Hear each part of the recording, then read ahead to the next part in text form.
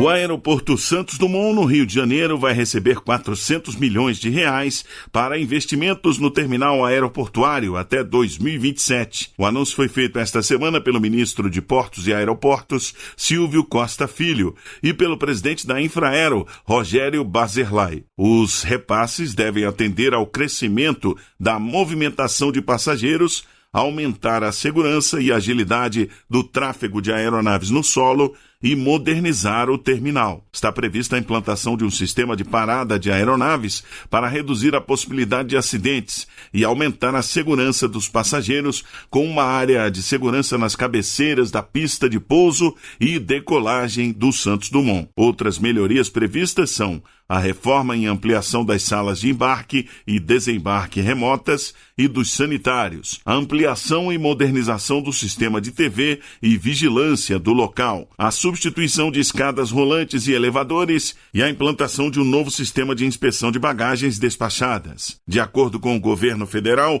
os recursos também serão usados na pista de taxiamento de aeronaves para melhorar a segurança operacional e preparar o Santos Dumont para demandas futuras, reduzindo os custos com manutenção de pavimentos do aeroporto. Da agência Rádio Gov em Brasília, Luciano Seixas. As empresas da região sudeste do país se destacaram em julho pelo aumento das buscas por recursos financeiros.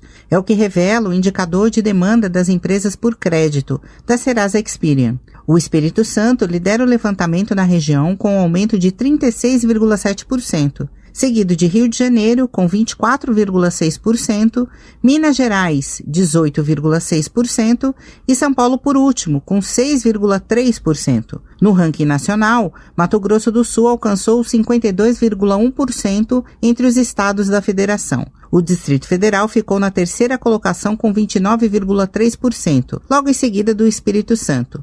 Só o Amazonas teve queda de 1% em julho. Neste período, micro e pequenas empresas lideraram as buscas por crédito, registrando um aumento de 13,1%. A iniciativa impulsionou uma alta geral de 12,7% na demanda por recursos financeiros em comparação com o mesmo mês de 2023. As grandes companhias tiveram um aumento tímido de 0,3% e as empresas de médio porte sofreram queda de 0,9% em julho. Da Rádio 2, Daiane Cardoso. O Estado do Rio fechou o primeiro semestre com superávit orçamentário de R$1.170 bilhão, considerando uma receita de R$50.590 bilhões e uma despesa de R$49.420 bilhões no período. Os números foram apresentados em audiência pública na Comissão de Orçamento, Finanças, Fiscalização Financeira e Controle da Assembleia Legislativa do Rio, a ALERJ. Representantes da Secretaria de Estado de Fazenda foram à Casa Legislativa mostrar os resultados fiscais até o terceiro bimestre, o que corresponde aos primeiros 6 meses deste ano. Houve um crescimento de 3,6% na receita líquida acumulada no período na comparação com o primeiro semestre de 2023. Isso representa R$1.600 bilhões a mais do que na primeira metade do ano passado. Destaque para o aumento de 12,9% na arrecadação de ICMS, em especial nas atividades de óleo e gás, comércio e energia. A receita com o tributo apresentou elevação nos 3 primeiros bimestres de 2024, em comparação ao mesmo período do ano passado. Da Global Serviços Comerciais, Gilvan Costa. O número de jovens de 16 e 17 anos aptos a votar em outubro subiu 78% em relação a 2020, totalizando 1.836.081 eleitores. Distribuídos por região, são 113.165 no Centro-Oeste, 860.707 no Nordeste, 298.623 no Norte, 397.385 no Sudeste e 166.201 no Sul. Os dados são do Tribunal Superior Eleitoral. O cientista político Antônio Testa acredita que o aumento no número de jovens eleitores pode ser influenciado pelo maior acesso à tecnologia. Ele destaca que as redes sociais têm desempenhado um papel importante em engajar e mobilizar a juventude, resultando em uma participação política mais ativa. A gente tem visto isso nas campanhas, principalmente nos grandes centros como Rio e São Paulo. Ainda que nós precisamos pensar que o futuro desse país depende da juventude, da sua participação na construção do seu futuro. Para as eleições de 2024, o número de eleitores com deficiência ou mobilidade reduzida aumentou 25%, totalizando 1.451.846. O eleitorado acima de 70 anos também cresceu 12%, somando 15.208.667 pessoas, o que representa 9% dos eleitores, incluindo 4.826.663 com mais de 79 anos. Reportagem Sofia Stein. Essa é a hora, não tem tempo a perder. Com os cursos de conclusão acelerada da Faculdade UniBF, agora vai! Graduação a partir de 1 ano e meio e pós-graduação a partir de 4 meses.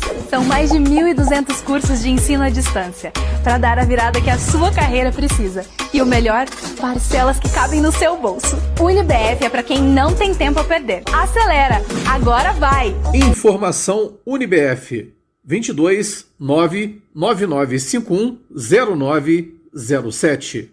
O Fundo das Nações Unidas para a Infância, o UNICEF, faz um importante alerta para todas as famílias gaúchas. Garantir o bem-estar e a saúde das crianças e adolescentes é uma prioridade. Neste período de pós-enchentes e retorno às casas, é preciso manter cuidados com a água potável e a alimentação dos jovens, reforça o fundo. O cuidado com a qualidade da água que chega aos imóveis é garantido pelo Programa de Vigilância da Qualidade da Água para o Consumo Humano, Vigiágua do Estado, por meio de análises constantes e monitoramento diário. Quem explica como isso é feito é o engenheiro químico do Vigiágua, André Jarencou. É uma análise microbiológica que ela vai verificar se aquela água ela entrou em contato com fezes, né?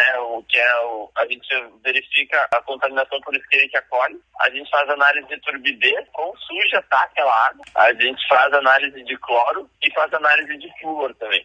As famílias devem estar atentas, especialmente às condições de higiene para proteger as crianças e adolescentes. Após as enchentes, o retorno às residências traz riscos, como infecções e doenças transmitidas pelo contato com animais, solo, lama e água contaminada, como a dengue e a leptospirose. Transmitida pela urina de animais infectados, a leptospirose é uma das doenças que pode surgir neste período. Os sintomas incluem febre, dor de cabeça, dor pelo corpo e vômitos. Até o dia 18 de julho, foram confirmados 675 casos da doença no Rio Grande do Sul, com 26 mortes. A principal forma de se prevenir da doença é cobrir cortes ou arranhões com bandagens à prova d'água, evitar andar descalço, usar luvas e sapatos impermeáveis, evitar nadar, tomar banho ou ingerir água que possa estar contaminada com água de enchente. Outra preocupação são doenças como influenza, Covid-19, doenças de pele e doenças relacionadas ao trato da água, como diarreias. Agravos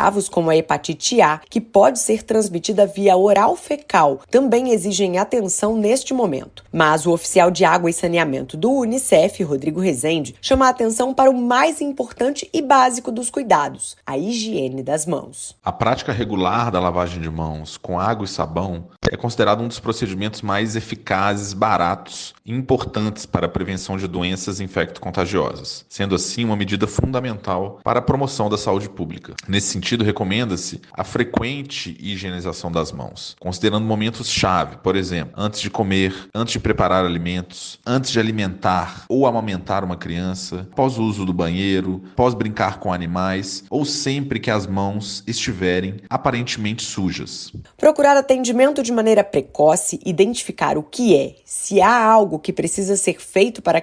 O governador Cláudio Castro esteve em Petrópolis, na região serrana do estado do Rio, para acompanhar de perto o andamento das obras de recuperação do túnel extravasor localizado na rua Visconde de Souza Franco. A intervenção, que recebeu um investimento de R$ 71 milhões do estado e está na segunda etapa, é essencial para eliminar os riscos de alagamentos, especialmente no centro histórico. O projeto, iniciado em setembro do ano passado, inclui a instalação de novas comportas na entrada do túnel, serviço de concretagem na galeria subterrânea e a recuperação completa do túnel, que possui 3 quilômetros e 200 metros de extensão. Cerca de 70 funcionários seguem atuando em diversas frentes de trabalho. As obras estão concentradas no Rio Palatino, próximo à rua Souza Franco, onde as novas comportas estão sendo instaladas. O trabalho também envolve a concretagem armada da laje de fundo no trecho final do túnel, garantindo uma estrutura robusta e eficiente. O túnel não passava por manutenção desde a década de 1960. Agora passará a contar com um sistema de escoamento modernizado preparado para lidar com grandes volumes de chuva, reduzindo significativamente o risco de alagamentos na cidade. Da Global Serviços Comerciais, Gilvan Costa.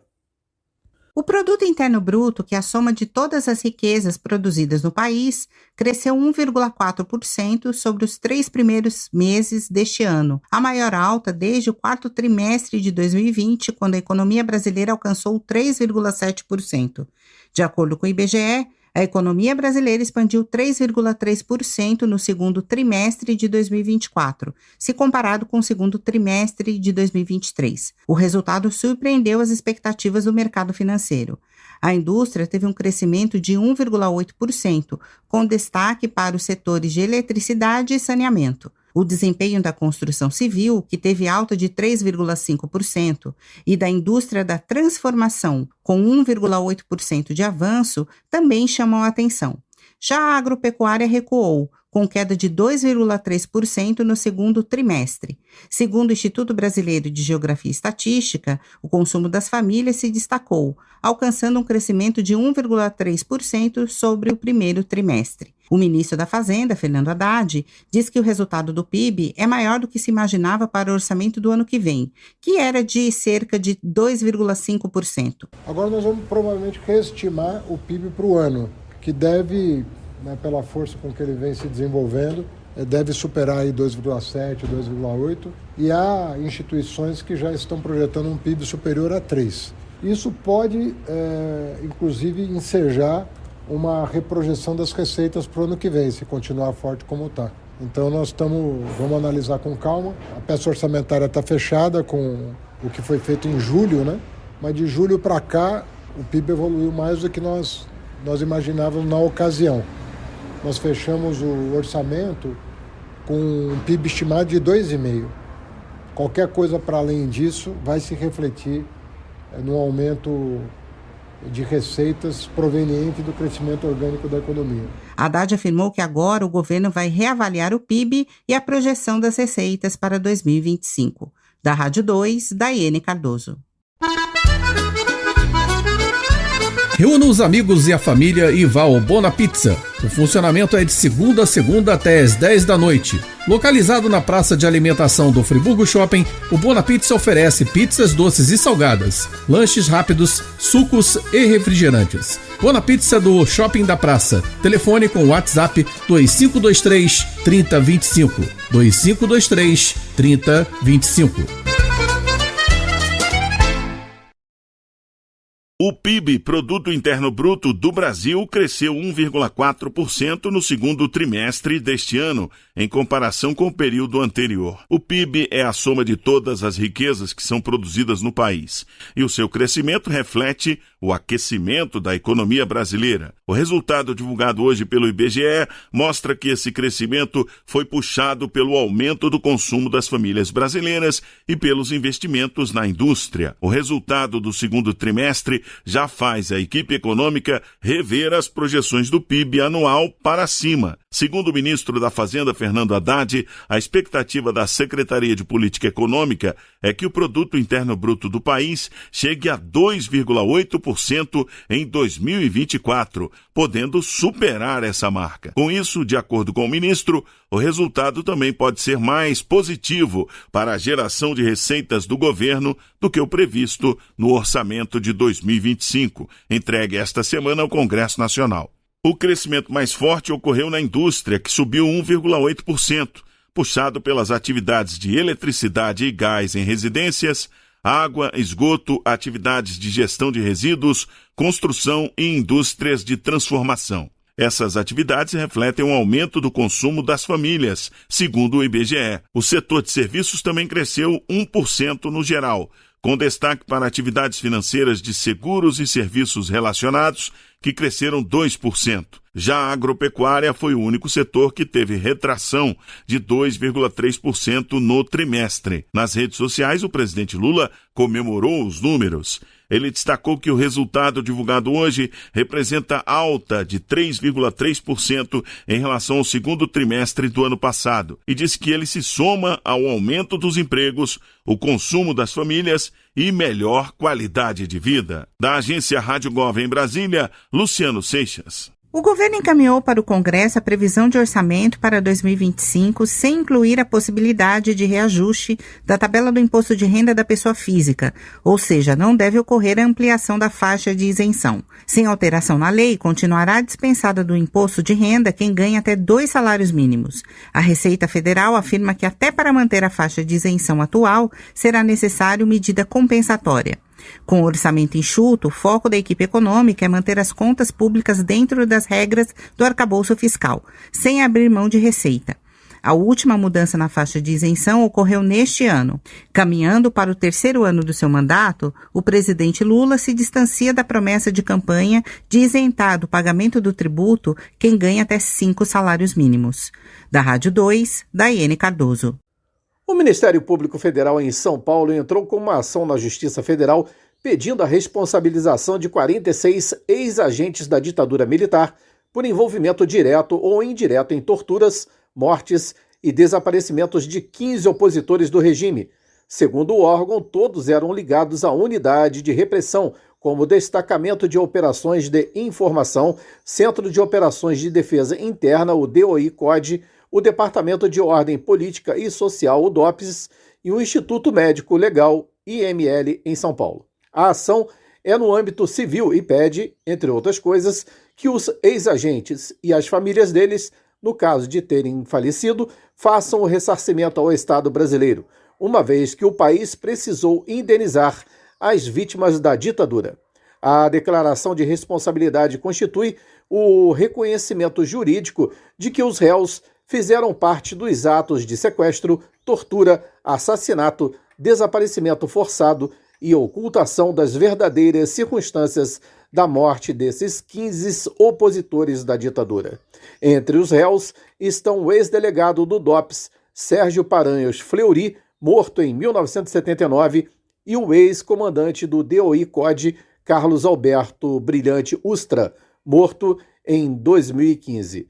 Dos 2 mais destacados agentes de extermínio do período. Também compõem a lista 14 ex-membros do Instituto Médico Legal que foram responsáveis por elaborar laudos que omitiram os sinais de tortura nos corpos dos militantes políticos que foram assassinados durante a ditadura. Da Global Serviços Comerciais, Gilvan Costa. A Agência Nacional de Mineração reduziu o nível de emergência da barragem Sul Superior, localizada na mina de Gongo Soco, em Barão de Cocais, em Minas Gerais, de nível de emergência 3 para nível de emergência 2, no Sistema Integrado de Gestão de Barragem de Mineração. O geólogo e presidente do Sindicato das Indústrias Extrativas do Estado de Goiás e do Distrito Federal, CIEG-DF, Luiz Antônio Vessani, explicou em nota que a transição do nível 3 para o nível 2 demonstra que o risco de rompimento iminente foi reduzido, mas que há necessidade de acompanhamento contínuo à barragem e ações preventivas. Segundo o especialista, embora o risco tenha sido reduzido, ele não foi completamente eliminado. Em nota, a ANM informou que o avanço das obras de descaracterização tem contribuído para o aumento gradual da segurança da estrutura, com a remoção de cerca de 900 mil metros cúbicos, o que corresponde a cerca de 13% do total a ser retirado. Reportagem Bianca Mingotti. Sobradinho Restaurante Grill e Pizza. Há mais de 20 anos na Avenida Alberto Braune 98, centro de Nova Friburgo. Refeições deliciosas de segunda a sábado, com atendimento especial para empresas. Destaques: prato executivo com guaravita grátis e self-service com churrasco. No fim do dia, pizzas artesanais com massa de aipim. Pagamento por cartões ou Pix. Peça pelo WhatsApp 22 997 652 003. Sobradinho Restaurante Grill e Pizza. Tradição e sabor no seu dia.